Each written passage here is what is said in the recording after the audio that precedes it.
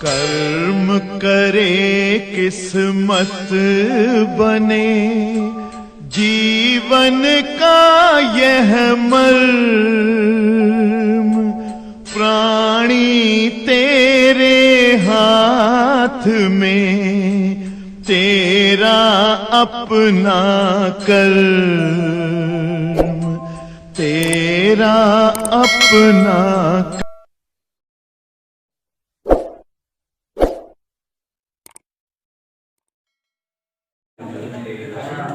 दोलन तथा चैप्टर खत्म करने हैं। दोलन तथा कंपन, बहुत ही प्यारा लेसन आपके सामने शुरू कर रहे हैं और सुशीलता जी ध्यान से समझिए, क्योंकि बेटा ये चैप्टर स्टार्टिंग है तरंग गति का और इसी से आगे के लेसन जो है अटैच्ड है।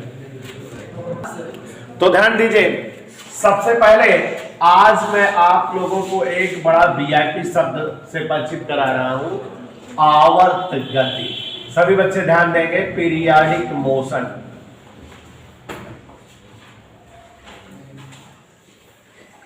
उन्हें सब बेटा ध्यान से सुनते हैं।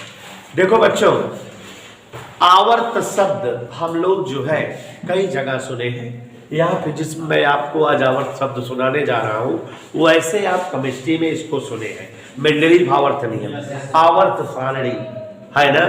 तो आवर्त शब्द कैसे कि तत्वों के भौतिक एवं रासायनिक गण उनके आवर्ती फलन होते हैं, माने तत्वों को बढ़ते हुए परमाणु भारों के क्रम में रखा जाए तो समान गुणी तत्व फिर से आने लगते हैं। आवर्त शब्द का मतलब होता है दोहराया जाना, रिवाइज करना, ठीक है। तो अब आवर्त गति ध्यान से समझिए कि आवर्त गति क्या है। जैसे बच्चों, अभी हम सड़क पे लेके आप लोगों को चले और पंचमुखी मंदिर वाले चौराहे पर खड़े हो जाए और सबको कहते बेटा सब लोग भगवा चुंगी जाओ चौराहे पर, और सबको टाइम फिक्स कर दे कि सबको 20 मिनट में भगवा चुंगी पहुंच जाना है। अब देखो, निश्चित समय में हमने जाने को कह दिया कि नहीं, ये नहीं गुण ऐसा है कई सेकंड पहुंचो, 20 में बोले हैं तो 20 में पहुंचो।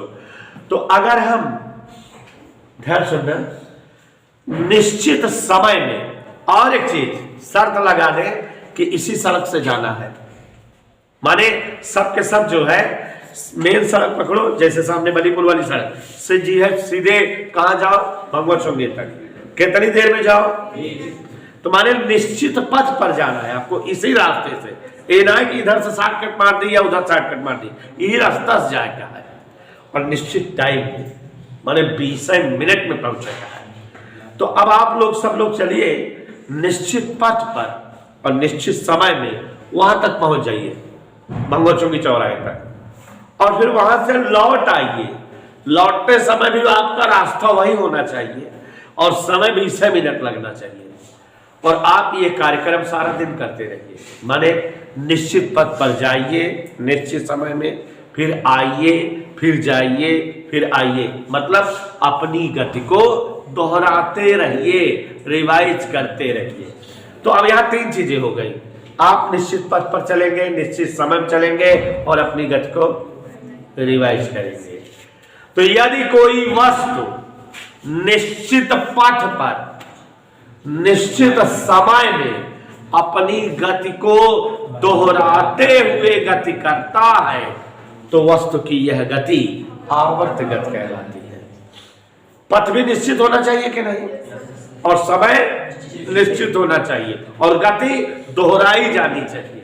तो यदि कोई वस्तु निश्चित समय में और निश्चित पथ पर अपनी गति को दोहराते हुए गति करता है तो वस्तु की यह गति आवर्त गति कहलाती है। बच्चों, घड़ी के मिनट वाली सुई की नोक को देखो, 12 पर है, 3 पे आई, 6 पे आई, 9 पे आई, 12 पे आई, तो इसका मतलब वो पूरा 60 मिनट में एक राउंड लगाई। क्या रुकी रहती, क्या लगाती ही रहती है, और एक वृत्ताकार रास्ता भी बनाती जाती है, उसी पर चल रही है। तो घड़ी के सुइयों की जो नोक है वो निश्चित पथ पर चल रही है और निश्चित समय में चल रही है और चल ही रही है, अपनी गति को दोहरा रही है। और ऐसी गति जो है, इसलिए कौन सी गति हुई, घड़ी के सुइयों के नोक की गति आवर्त गति का वीआईपी उदाहरण होती है। ऐसे जो ग्रह है, जैसे पृथ्वी है, सूर्य से एक निश्चित दूरी बनाई हुई है और सूर्य की क्या कर रही है, कितने देर में, 365 दिन में रुक गई, क्या कर ही रही है, तो अपनी गति दोहरा रही है कि नहीं। और इसका पथ भी निर्धारित है, जितने जोने रास्ता चलता वही चलता, अगर अच्छे इधर उधर हो जाए तो दूसरे के रास्ता टकराई जाए, है ना। तो निश्चित पथ पर निश्चित समय में अपनी गति को दोहराते हुए गति कर रही है, तो इसलिए इसकी गति कौन सी गति हुई। तो बच्चों यदि कोई वस्तु, याद हो जाना चाहिए, ध्यान से देखो, इस चैप्टर को जो पढ़ाने जा रहा हूं 2-2 लाइन की 60 वोट परिभाषा बा, पूरे चैप्टर में मैं लिखाए जाऊं सब परिभाषा बा। अब इतना याद तो हो ना पाए, समझे रहे तो याद रहे। यदि कोई वस्तु निश्चित पथ पर निश्चित समय में अपनी गति को दोहराते हुए गति करती है तो वस्तु की यह गति आवर्त गति कहलाती है। जैसे घड़ी के सुइयों की नोक की गति, जैसे सभी ग्रहों की सूर्य के चारों ओर की गति, ऐसे ही सभी उपग्रहों की ग्रहों के चारों ओर की गति आवर्त गति का उदाहरण है। ठीक है बेटा, अब यहां ध्यान से देखो, आवर्त गति हो गई। आवर्त गति आपको पढ़ाऊंगा 2 प्रकार की है। यहां बेटा ये लेसन आवर्त गति 2 प्रकार की है, एक है दोलन गति और एक है सरल आवर्त गति। तो यहां पर समझिए जरा, इस लेसन में दोलन गति का वर्णन है और सरल आवर्त गति एक दूसरे लेसन में है, सिंपल हार्मोनिक मोशन या SHM। तो हम लोग दूसरे लेसन में इसके बारे में डिटेल पढ़ेंगे और दोलन गति इस लेसन में डिटेल पढ़ेंगे। अब दोलन गति क्या है, जो ये पथ था, पथ के बजाय कहीं कोई एक बिंदु हो जाए, मतलब जैसे आपने जो है बच्चों को यहाँ जो है चौराहे से भंगवा चुंगी भेजना है, बीच में जगवंती टंकी है, क्या है बीच में है ना, कोई एक लड़का वहां खड़ा हो जाए और आप यहाँ सारे लड़के जब जो है भंगवा चुंगी जाएंगे आएंगे जाएंगे आएंगे, तो जो खड़ा हुआ है जगवंती टंकी पर, उसके हिसाब से गति कैसे समझ में आएगी, उसको समझ में आएगी कि एक बार लड़का उसके इधर गया, एक बार इधर गया, एक बार इधर गया, एक बार इधर गया, है ना। तो अब इसके हिसाब से गति बोली जाएगी कि यदि कोई वस्तु किसी निश्चित बिंदु के, ये जगवंती टंकी बिंदु हो गई, यदि कोई वस्तु किसी निश्चित बिंदु के इधर उधर, इधर गया उधर गया, इधर गया उधर गया, इधर उधर अपनी गति को दोहराते हुए गति करता है तो वस्तु की यह गति दोलन गति या कंपन गति कहलाती है। बात समझ में आई। तो परिभाषा फर्क क्या है, वहां पथ था, यहाँ क्या है बिंदु। तो यदि कोई वस्तु शिवांशु, यदि कोई वस्तु किसी निश्चित बिंदु के इधर उधर अपनी गति को दोहराते हुए गति करता है तो वस्तु की यह गति दोलन गति कहलाती है। घड़ी का जो पेंडुलम होता है, जो घंटे घड़ी आवाज करती है, जो नीचे पेंडुलम लगा रहता है, एक बार उधर जाता है, एक बार इधर, एक बार उधर, एक बार इधर, तो वो कौन सी गति करता है, दोलन या कंपन गति। झूला डाल दिए हो, एक बार उधर जाता है, एक बार इधर झूल रहे हो, तो कौन सी गति है, दोलन या कंपन गति। तो समझ में आया बेटा कि यदि कोई वस्तु किसी निश्चित बिंदु के, पथ नहीं बोल रहे हैं गति बात, यदि कोई वस्तु किसी निश्चित बिंदु के इधर उधर अपनी गति को दोहराते हुए गति करता है तो वस्तु की यह गति दोलन या कंपन गति कहलाती है। इधर टोके घड़ी के पेंडुलम की गति या झूलों की गति दोलन या कंपन गति होती है। अब बच्चों, अगर कोई वस्तु इस प्रकार आवर्त गति करे कि उसका जो है त्वरण विस्थापन के समानुपाती हो, माने अल्फा बराबर माइनस ओमेगा स्क्वायर वाई, तो ऐसी गति को सरल आवर्त गति कहते हैं। अब इसके बारे में बहुत डिटेल में हम लोग दूसरे लेसन में पढ़ेंगे, यहाँ बस परिभाषा बता दे रहे हैं कि यदि कोई वस्तु इस प्रकार आवर्त गति करे कि उसका त्वरण विस्थापन के और दिशा माध्य स्थिति की ओर बनी रहे तो ऐसे जो है गति को सरल आवर्त गति कहा जाता है। अब बच्चों, परिभाषाओं को थोक के भाव में समझना है, ध्यान से सुनिए, बताता जा रहा हूं। आज आपको मैं सब समझाता जा रहा हूं, थोक के भाव में छोटी छोटी परिभाषाएं, ध्यान सुनिए। सबसे पहले बेटा मैं आपको सिखाना चाहता हूं सरल लोलक, सिंपल पेंडुलम।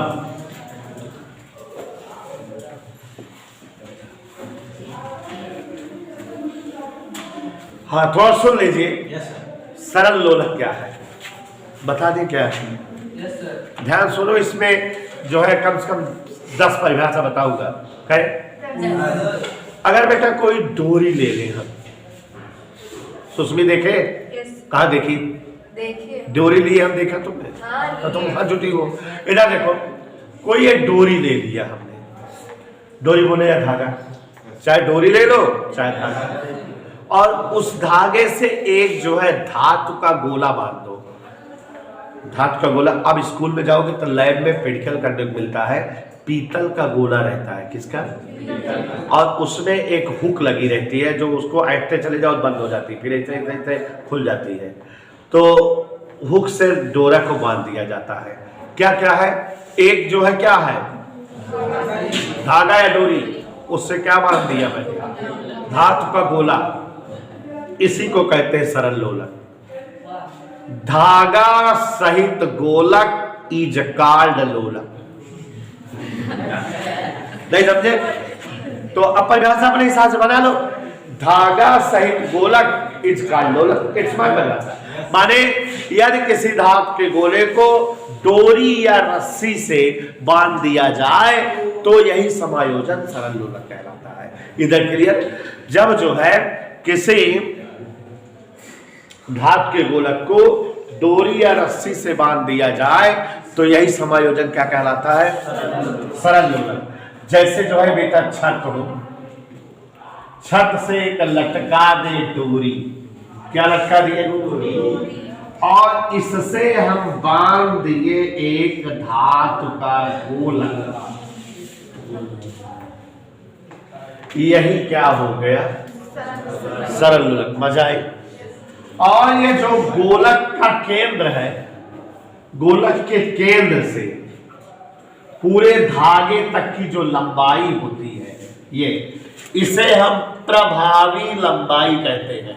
उनेसा भी आपसे वादा किया था हमने, कम से कम 10 परिभाषा बताऊंगा, तो ध्यान से सुनो। इधर ध्यान दीजिए। किसी धागे या डोरी से अगर कोई धातु का गोलक बंधा हो तो यही समायोजन क्या कहलाता है? सरल लोलक। गोलक के केंद्र से संपूर्ण धागे तक की लंबाई प्रभावी लंबाई। क्या शब्द हो गया? 2 हो गया। अब ध्यान से सुनना, कई सारे बताऊंगा। इतना समझ में आया?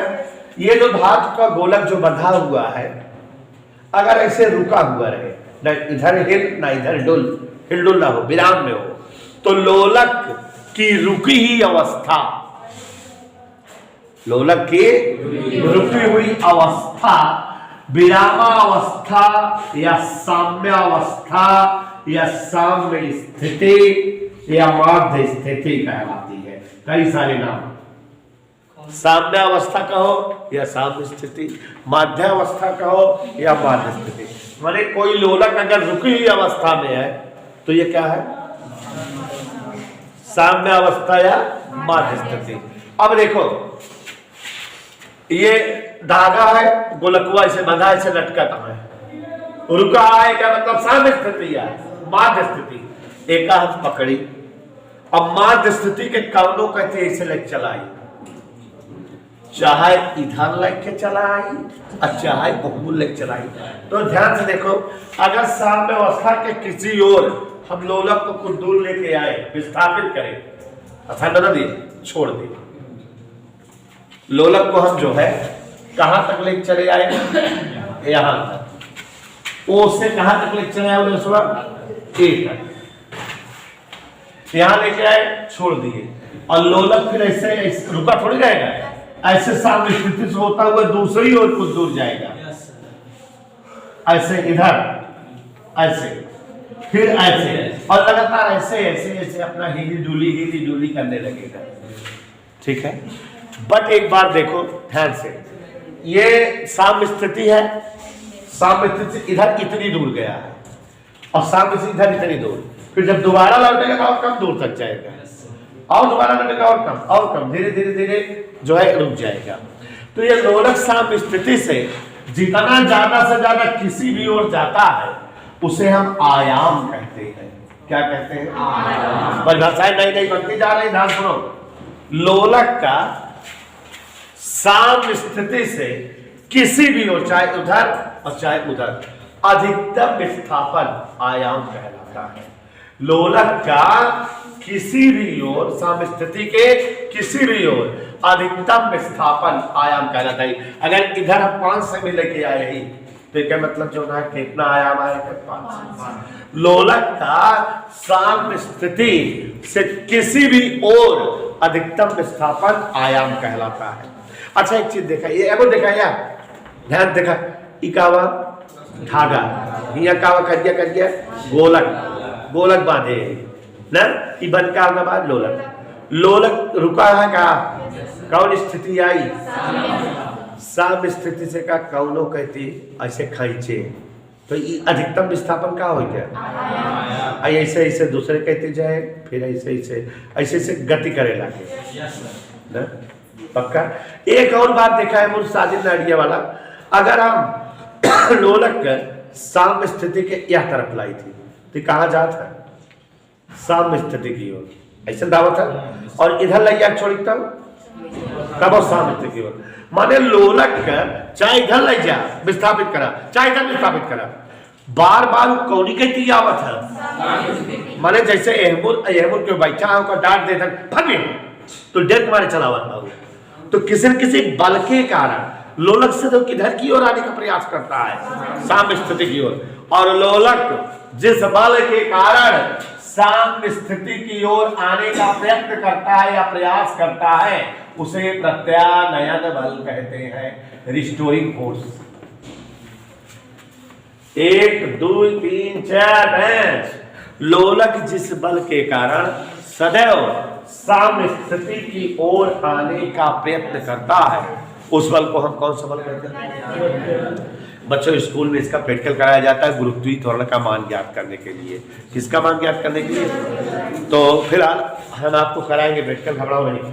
जैसे ही जाम हो जाएगा जहाँ प्रैक्टिकल कराने लगेंगे। ध्यान से देखो जरा, 1 मिनट, ये आपके लिए गुड चांस है, कहीं किसी कोचिंग में फिजिक्स प्रैक्टिकल नहीं होता, आज दूसरा कराएंगे। तो यहाँ ध्यान दीजिए जरा, जस्ट लिसन।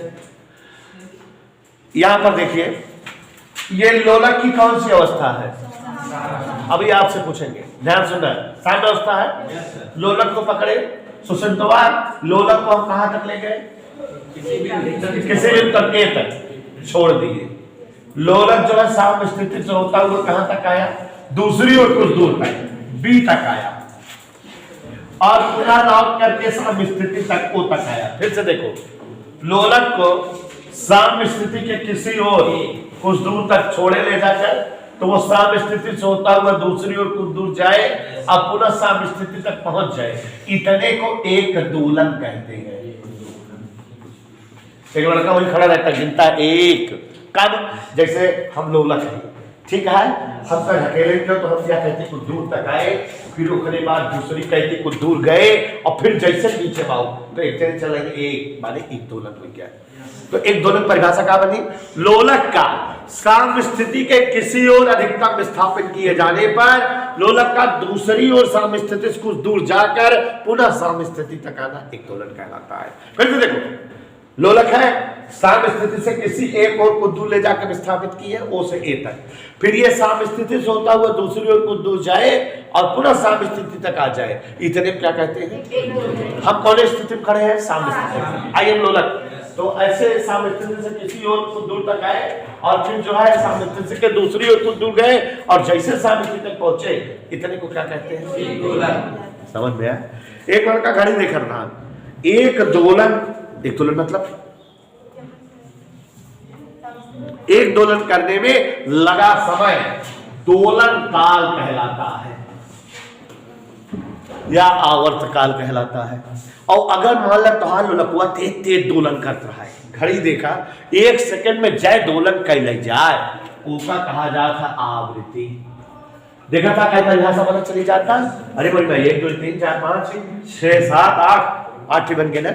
ध्यान से बोला जी ना। देखिए बच्चों, यहाँ ध्यान से देखिए जरा, ये एक आपके सामने क्या दिख रहा है, गोलक। और तो बच्चों यहाँ ध्यान से देखिए, ये आपको स्कूल में प्रैक्टिकल करने को मिलेगा। अफसोस ज्यादातर कॉलेजों में प्रैक्टिकल प्रतापगढ़ में होते नहीं। तो ये पीतल का धातु का गोला है, ये स्कूल में आपको मिलेगा। इसकी खासियत क्या होती है उन्हें सब बेटा, कि ये स्क्रू युक्त होता है। देखो यहाँ एक हुक लगी है, और ये हुक जो है ऐसे घुमाते जाओ तो ये ऐसे निकल आती है, ये ऐसे, मतलब इसमें स्क्रू है। हम चाहें तो इस हुक को ऐसे इसमें जो है बंद कर लेते हैं, माने ऐसे ही ऐंठते चले जाओ तो हुक इसमें सेटअप हो जाता है, ये ऐसे, ठीक। तो ये धातु का गोलक है और ये हुक लगी है, और हुक से जो है क्या बंधा रहता है, रस्सी। तो ये इस तरह से धागा या रस्सी बंधा रहता है। आप सबके सामने देखो जरा, अगर हम ऐसे बांध दें तो अब आप समझो जरा सारी चीजें क्लियरली, कि ये जो है छत है, जान लो, जहां पर फिक्स कर दिए, जैसे लकड़ी की निकली रहती है छत में से लकड़ी की एक पट्टी, उसी पे ये बांध दी जाती है। तो अब ये क्या है, कोई जो है धागा है, और धागे से ये क्या बंधा है, धातु का गोला। तो यही समायोजन क्या हो गया, लोलक। धागा सहित गोलक इच गाढ़ लोलक, ठीक है। तो ये जो है कोई धागा है और ये कोई धातु का गोला है। तो जब कोई धातु का गोला किसी धागे या डोरी से बंधा रहता है तो यह समायोजन लोलक कहलाता है।